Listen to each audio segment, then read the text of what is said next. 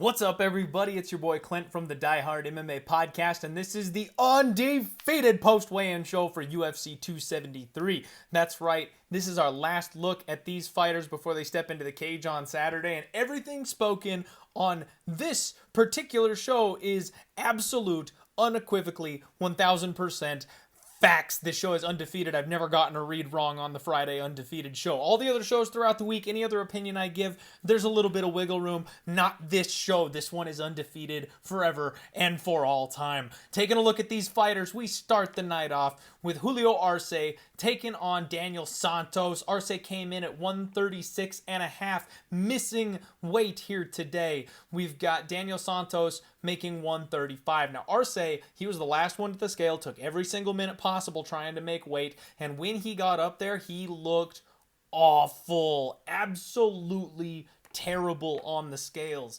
They made him use the box of shame. He was wiggling and wobbling up there trying to make his weight. Terrible, terrible look for Julio Arce. Now, Daniel Santos, he was doing the Arnold flexes. He was having fun up there, looked very good, solid shape, like everything I see from that kid. This is a spot where basically all week I've said, you know what? I think Julio Arce is the better fighter. I like the experience edge that Julio Arce has. However, this is exactly the kind of weight cut that I like to fade. Now, I think Julio Arce in the big cage has a big-time experience, foot advantage, technique advantage. Santos is a tough kid. I don't want to underrate him coming into the UFC, so I didn't want to lay minus 190 on Julio Arce because I felt this was kind of a sketchy spot for him on a quick turnaround after already getting knocked out in his last fight. But now after that kind of a weigh-in, I am extremely tempted to put some money on Santos. I'm tempted to take the KO line on Santos. This kid comes in, he stays in your face, he's constantly aggressive, he throws spinning attacks, big power, like he's always looking for the kill. The problem is when you get to the ceremonial weigh-ins, Arce didn't look bad at all. He filled back up. He rehydrated. It appeared pretty well. He jogged his way to the scales. He looked fine there. Ran up to his opponent. I mean, honestly, everything was all good at the ceremonial face-offs for Julio Arce. And that's the kind of thing that I like to see with the regular weigh-ins and the ceremonial weigh-ins because we got to see the difference between the first one and the second one. We got to give that time to rehydrate and then reassess. So, like, I'm kind of twisted in knots on this one. I actually think I'm going to end up passing. I don't think I'm going to end up doing anything on this particular fight. It's going to be a dog or pass situation for me. I think violence is on the table. If you want to sprinkle something, Santos by knockout is maybe the way to go. But I just can't quite bring myself to back either guy in this spot because I do think Julio Arce is the favorite, deservedly so, especially in the big cage. I think it's an advantage, so I'm kind of frozen on this one, and in that kind of a situation, the best thing you can do is keep your money in your pocket, so I'm going to pass. Next fight up, we've got, oh, you know what? Got to give the bad news to you guys. Tybura, unfortunately, had some kind of an illness that pulled him from the card, so the fight with Jairzinho Rozenstruik is off. My 3 units at minus 150 on Rozenstruik is canceled. Very upset about that. There's some people out there with strong opinions that saved me money. They thought that, you know, Tybura was going to do what he does and get the grappling going. I was all team Death Touch, so I was ready to cash 2 units on a knockout, but we'll see what ends up happening here. Next fight up, Pajero Rodriguez taking on Kay Hansen. Rodriguez came in at 115. Hansen 118.5. So another tough weight miss here to start this card off. Rodriguez gave a solid flex on the scale. She looked good. She's mean. She's in shape. Kay Hansen on the other side of this thing, though, she looked frozen. She looked absolutely embarrassed once she got up there. She wasn't very sucked out, though. This was one of those things to me where she didn't look bad on the scales. We have seen women miss in their weight cuts before. That's not a new thing. We've seen several women not make weight and then blame biology, you know, woman time reasons, things like that, for missing weight because their body just simply stops and they aren't able to lose the weight anymore at a certain point. So this is not a spot that I am necessarily 1000% convinced on that she made some kind of egregious mistake or she wasn't focused. All you see on Twitter right now is that Kay Hansen running her OnlyFans account. She's distracted. She's not taking this fight seriously. Like, that's all you see online right now, and I don't know that I agree with that. I think that's a little bit harsh. We've seen other athletes do this kind of a thing before, and people have given them a pass on it, so I think people are just ready to jump on and hate in this spot because she's been kind of a disappointing prospect in her last couple of fights. At any rate, because she didn't look bad.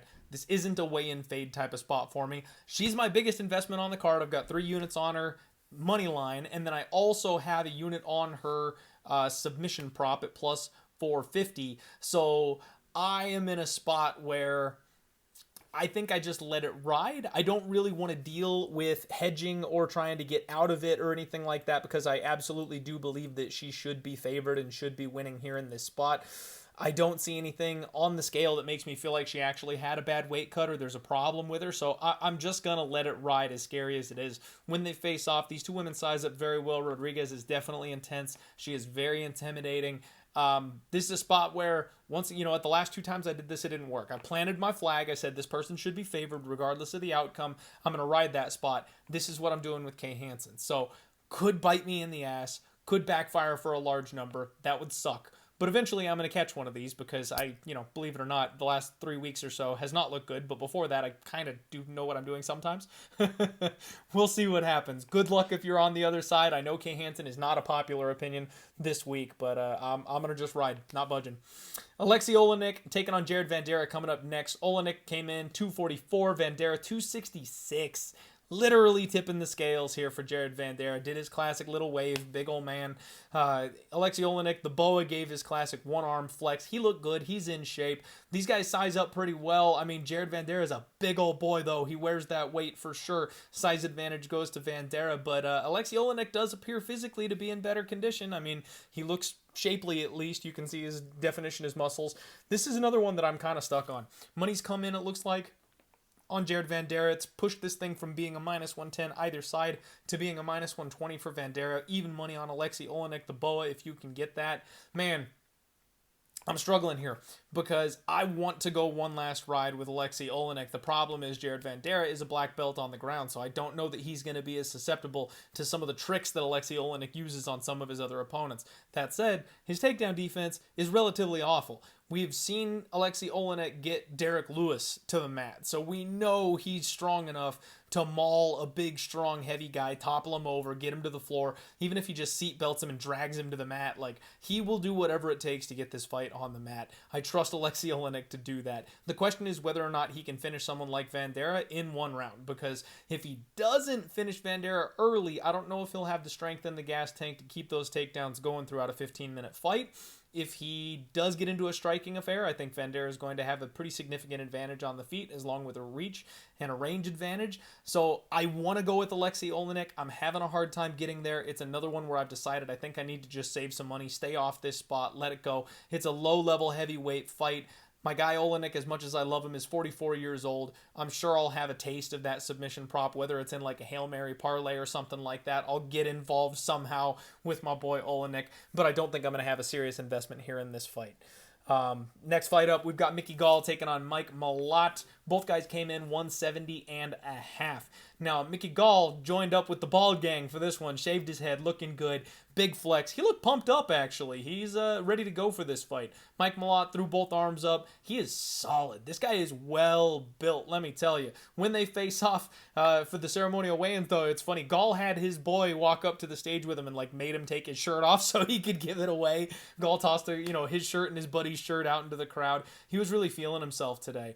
Good face-off. Gall has a size advantage, and the confidence coming from Gall. I mean, he never really lacks for confidence, but it's a little infectious to see him up there against a prospect like Malott and be kind of masquerading around there, parading the way that he was.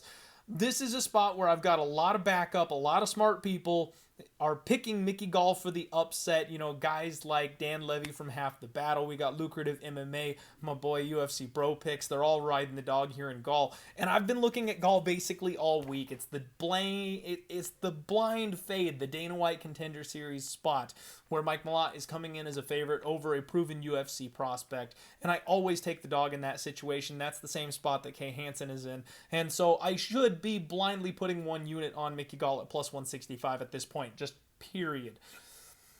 For some reason, I'm terrified of Mike Malott. The dude is crazy good in shape. People have talked about him being like the next GSP. I know that was years ago. I know he's had injuries since then. So, like, it's not exactly the same situation. He's not quite the prospect that people were expecting him to be, or, you know, expecting, I don't know. I'm struggling with this fight. I should pull up the Dana White Contender Series fade. I should go for it and just go ahead and take the shot here. Plus 165 is not a bad number. This is probably close to a pick-em. But Gall is a guy that is hard to trust. So I don't know.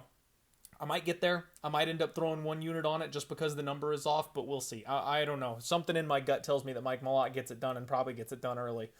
Next up, we got Aspen Ladd taking on Rocky Pennington. And to everybody's shock, Aspen Ladd made 136 pounds on the scale today. No waver, no wobble, no box of shame. Made 136 on the dot and actually looked very comfortable doing it. So she finally made the adjustments everybody's been talking about. Finally had a good weigh-in and looked fine up there on the scales. Now, Rocky Pennington, on the flip side of this thing, came in 134.5. Classic Rocky. No issues whatsoever. She's not the, you know, gigantic 135er. She's not massively muscled, so she never really has too hard of a time doing it. Consummate professional. No issues. When they face off, I mean, Rocky still has a little bit of a size advantage, but the thickness advantage coming from Aspen Ladd is really the thing that was kind of concerning for me. We know Rocky can get taken down sometimes. You know, the Holly Holm fight where she basically just got out-muscled and controlled the entire time. That comes to mind.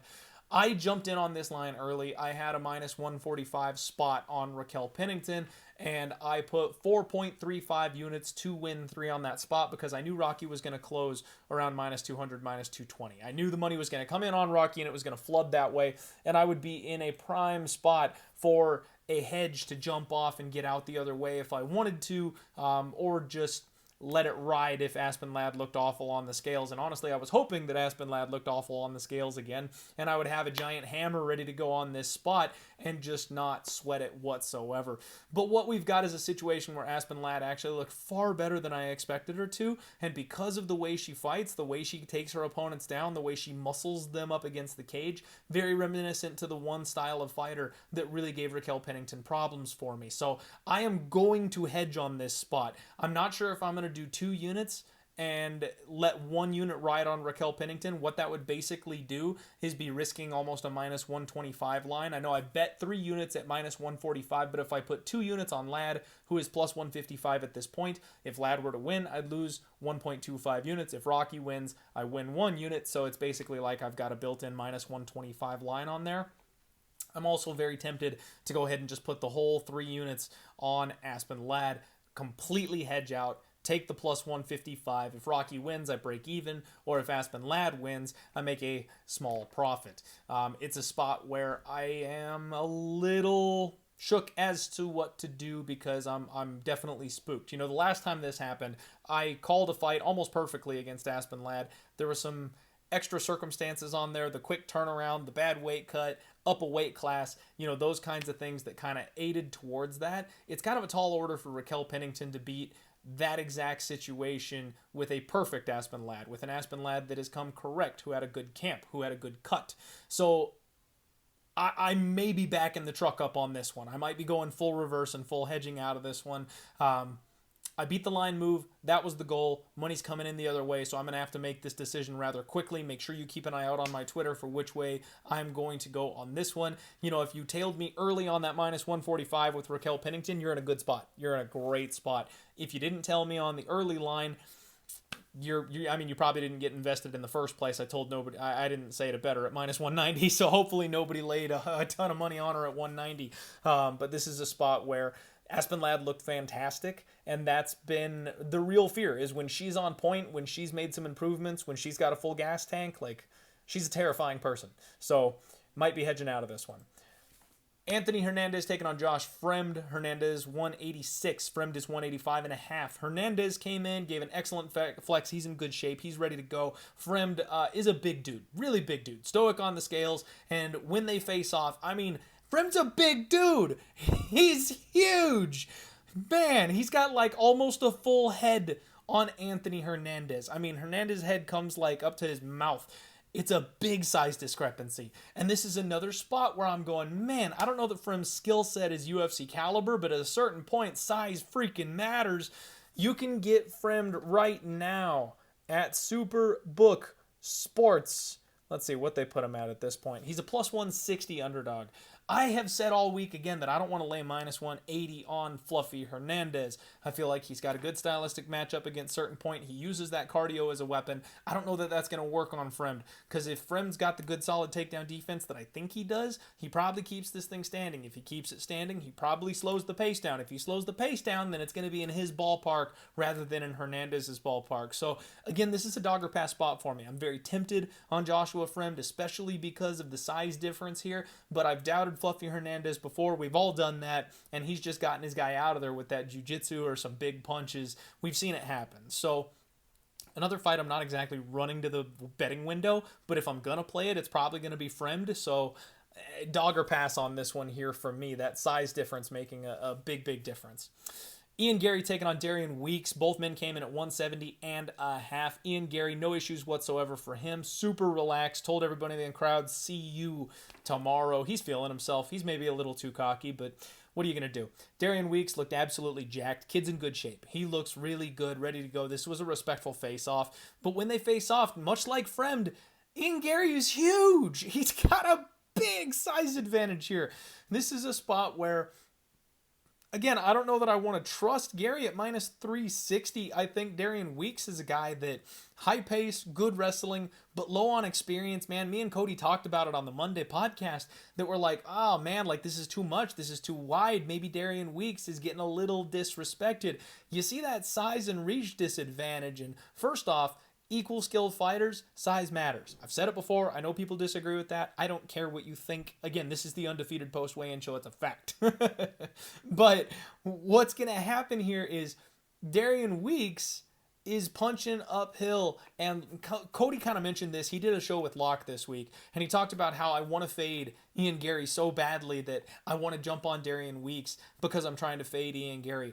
But Darian Weeks isn't the guy to do it. And I was just like, oh man, like we've talked about that before. We've had that chat before where we're so excited to fade somebody, you just take every opportunity to fade them regardless of whether or not it's the right fighter. And that's something I think I need to keep my eyes peeled for a little bit more. This isn't the right fighter. This ain't the right spot. Ian Gary's slick on the feet. I always talk about that submission prowess. I thought the club and sub was going to be live last time, but he just cleaned the guy's clock and took him out. I think that the submission is absolutely going to present itself in this kind of a fight. I think that they've got plus 1,000 on Ian Gary by sub. Let me check these numbers here. Again, lines brought to you by Superbook Sports. He was plus 1,000 earlier in the week. Now he's down to plus 800. So I'm probably going to have a taste of that. Again, not sure if that's going to go on a parlay or a straight bet, but Ian Gary by sub, Ian Gary inside the distance. I think those are totally live. Ian Gary in a parlay piece. I've totally kind of changed my tune here. I'm way off Darian Weeks, and I think Ian Gary is the rightful side here, especially with that size advantage.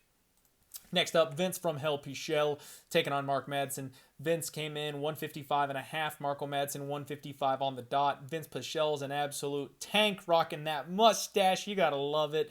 Mark Madsen absolutely shredded this guy. Slight waiver on the scale, nothing crazy though, but he was a little bit slow, a little bit delicate when he got off the stage there. When they face off, size advantage goes to Vince Pichelle. We kind of expected that. This was a very respectful face-off. These guys like each other, nothing crazy.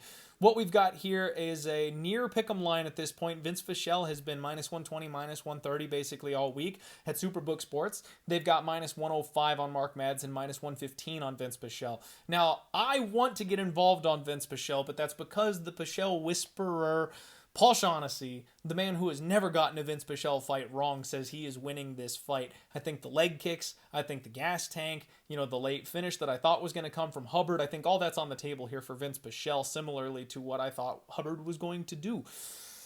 Oh, but the money is coming in on Mark Madsen. Mark Madsen, a very popular underdog if you look around the betting spaces this week. And what I've had happen with Mark Madsen, very similarly to what we were talking about with Darian Weeks, is I want to fade the guy, and I just can't quite seem to get the right matchup to do it. This is another spot where Vince Pichelle is an older fighter. Yeah, he's got a great gas tank, but his takedown defense is a little rough. Yeah, he hits hard, but he can give up control time up against the cage. We've seen it happen many, many times before. So if this fight doesn't go just perfectly for Vince Pichelle, Mark Madsen probably banks rounds 1 and 2, and then Pichelle wins round 3, and it comes down to whether or not he can finish him there in that third round. Pichelle better be ready to take this fight over in the second. I'm not going to bet this fight pre-flop. I think if you want to sprinkle Vince Pichelle round 3 because you can't get that live, that's totally fine. That makes sense to me. But I think the best answer here is the live bet because Mark Madsen is going to win that first round. The bad takedown defense from Vince Pichelle, I promise you Mark Madsen's wrestling is going to take advantage of that early. So for me, no bet pre-flop. If it looks like the tide is turning, jumping on Vince Pichelle live and get a much better number doing it. That's the game plan for me on this one. But realistically, I think this is going to be a very close, sketchy fight. Probably goes to the judges' scorecards. And then once you get there, you're just arguing over who won round 2. There's going to be a lot of robbery cries on both sides of this one.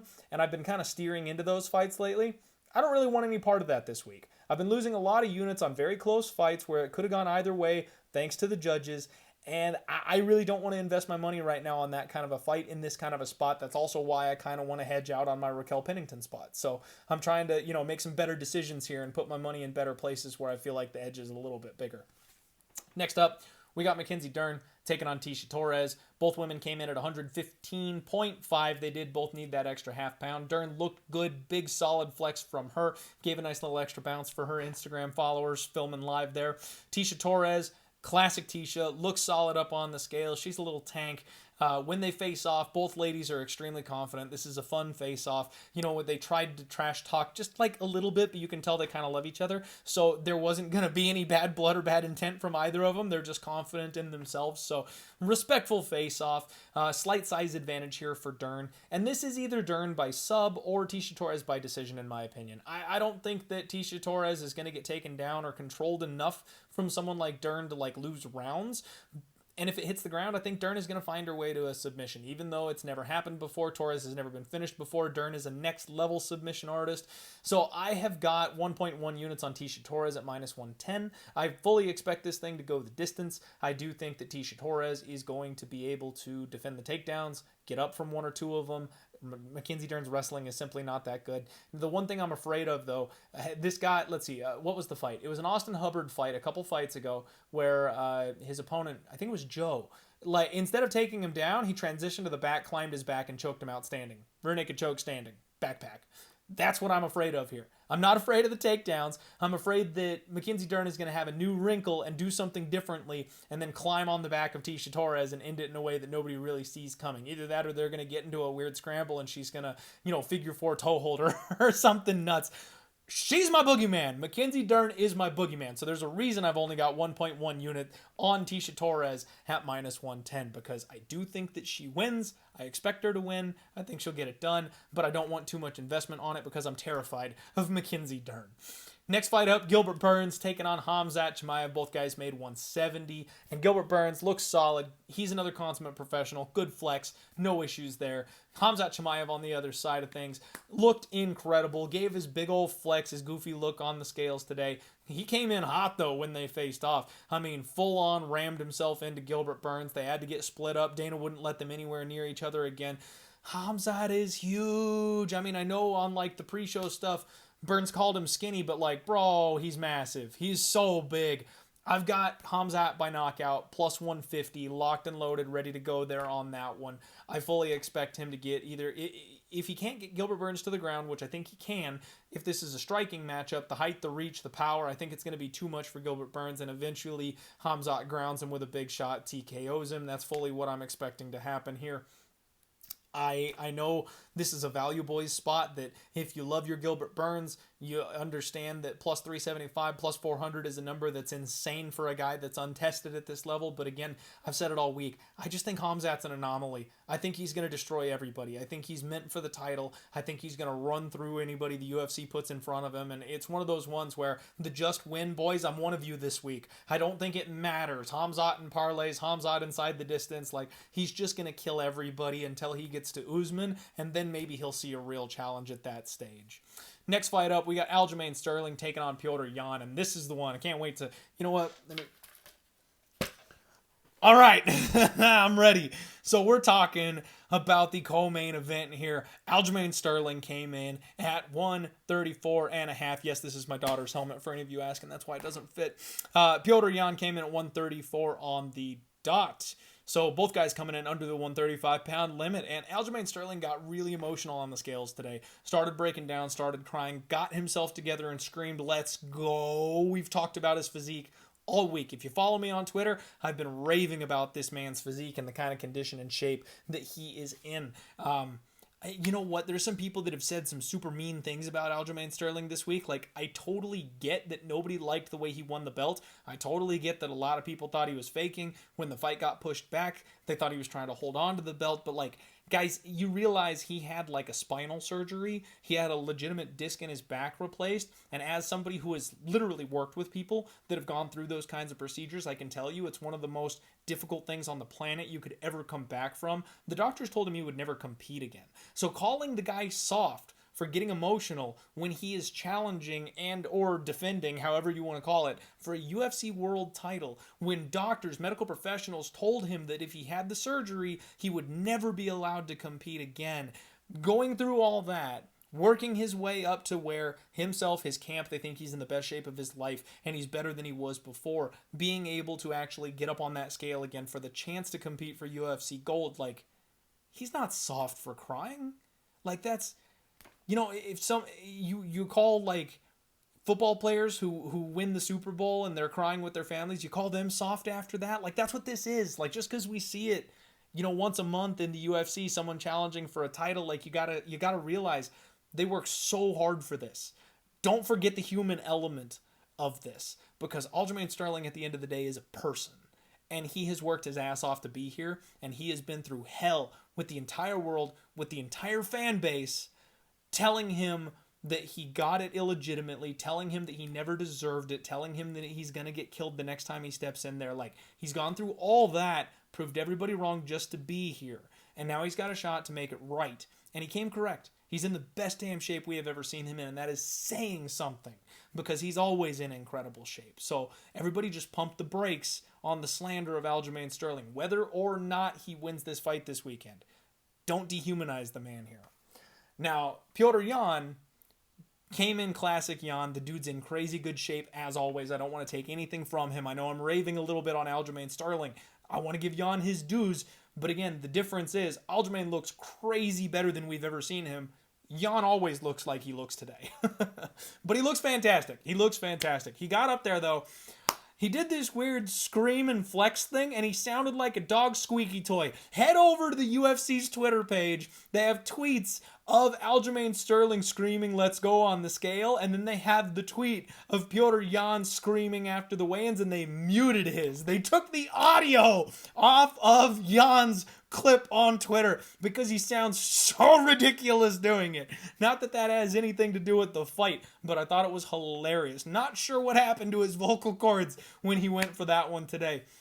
When they face off at the ceremonial weigh-ins, both guys jawing nonstop. Like, this is it, folks. Like, I know it's the co-main event, but this is the main event. It's going to be hard to one-up this one. The bad blood, the storyline, like, it's all built in here. It's ready to go. Now, I've got the over 3.5 here, minus 165. I laid 3.3 units on it to win 2. And then I've got a half unit on Aljamain Sterling by decision. That was plus 950 is Aljamain Sterling by decision. That's down to plus 900 right now. Most books have it somewhere in the ballpark of plus 600, plus 650. Over at Superbook Sports, you can still get a plus 900 on Aljo by decision if you want to go there. Now, I am exclusive to Superbook Sports. They are my sponsor. But there's another book out there that has Aljamain Sterling by split decision at plus 2,800. Just saying. I may have a quarter unit on it. I'm not allowed to talk about it or tell you where to go get it, but it's there, and I may have put my money on it. But what we've got right now is a interesting late move here. Money has been kind of chipping in and away at Aljamain Sterling ever since he hit up at plus 400. He got all the way down to plus 330, and now it's a landslide on Yan. Aljamain Sterling is all the way back up to plus 400 over at Superbook Sports. He was plus 375 earlier in the week, chipped down to plus 330, and then launched all the way back up to 400. Guys, this is a spot where I've got 3 units burning a hole in my pocket because Rosenstruck got canceled, and I am very tempted. I'm going to hedge off of some of my investment here for Rocky Pennington, so, like, my pockets are jingling a little bit, and there's not a lot of action on this card that I really love. This number is stupid. Like, this is where, like, I'm going to take the opposite approach. I know last fight I said Hamzat is real, value boys be damned, just pick the winner. Like, I'm taking the exact opposite stance on this one. I understand I'm contradicting myself, so don't think I don't know that, but I'm doing it. This fight was lined at Pick'em for the first fight. Minus 110 either side. That means the bookies didn't know who was going to win this thing. They felt it was close enough to warrant a minus 110 price tag on either side of it. They let the bettors figure out where this thing was going to go. Now, granted, Aljamain Sterling did not look up to part that night. He talked about having some issues. The doctors told him he wasn't prepared to fight. He had a weird dump that his gas tank completely emptied by the second round. That's not normal Aljamain Sterling. If you've seen anything from his history, if you've watched his other fights, that's not Aljamain Sterling. So something absolutely was wrong. If you want to take that piece out of the puzzle, then okay, Petr Yan started taking over like he does always late in fights and was mauling Aljamain Sterling. That's fine. But I can't wrap my head around making Petr Yan more than a minus 175 favorite. Minus 175, minus 200, like you want to make him a favorite, I get it. But minus 500 is significant. That is stupid. That's a gigantic number, especially if Aljamain Sterling comes in with a better game plan, especially if he comes in better shape and manages his gas tank better. I think this fight is going to look much more like the minus 110 price tag we saw earlier the last time these guys fought. And I talked about this with the Brandon Moreno fight with Figueiredo, where they overcorrected on the number. As soon as Brandon Moreno won the one fight, he got a submission. It was a weird circumstance. He's like a minus 200 favorite the next fight. It was a pick'em fight all three times. It should have been a pick'em price tag all three times. But people out there snagged plus money on Davis and Figueiredo because the market overcorrected on it. That's exactly what's happening here. Petr Yan is incredible. I know he's amazing. I am not slandering him. I'm not looking to fade him. But plus 400 on Aljamain Sterling in this fight is a gift. Like, Khamzat Chimaev is a guy that came out of left field that is destined for the belt, and it's just a matter of time before he gets there. That's a totally different story to me than two competitors, the number one and the number two guy in the division, where we're honestly not sure which one should hold the belt at this point. I know all of you think that you're positive Petr Yan is the one who should hold the belt, but Yan was never like a Khamzat to me. Yan's a guy that I think can have some spots where he gets taken advantage of by somebody with the right skill set, the right game plan, and the right frame. And to me, Aljamain has those pieces. So plus 400 is a crazy number. I'm going to get involved. I'm already involved. It was just a half unit for the decision prop. The way Aljamain Sterling's talking about submitting Petr Yan, it's got me a little nervous about that, decision prop. If Aljo comes out here, pulls off this upset, wins the fight, God forbid if he does it in the second round or something like that, and I lose my over 3.5 bet, like, I would eat my glasses, because I would have called the upset of Aljamain Sterling but not had any money on it to where I actually benefited from it, and then he'll ruin my over bet. So I'll actually lose money on the prospect. I don't want to be in that spot, and I do think this number is stupid, so I'm not sure how I'm going to do it, but yeah, I'm going to get invested in Aljamain Sterling. I'll be one of the few. Tinfoil bite cap off because it's giving me a headache. Main event time. Alexander Volkanovski is taking on the Korean Zombie. Both guys came in 144.5.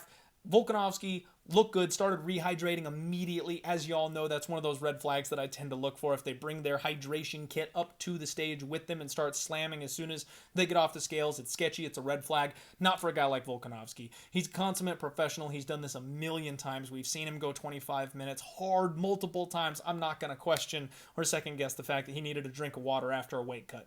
Chan Sung Jung, no issues. Looked solid. Fight ready, bringing this boy correct. You know they were going to every single time. They always get him in there, and he always looks good. Volkov, stoic and intense at the face-offs.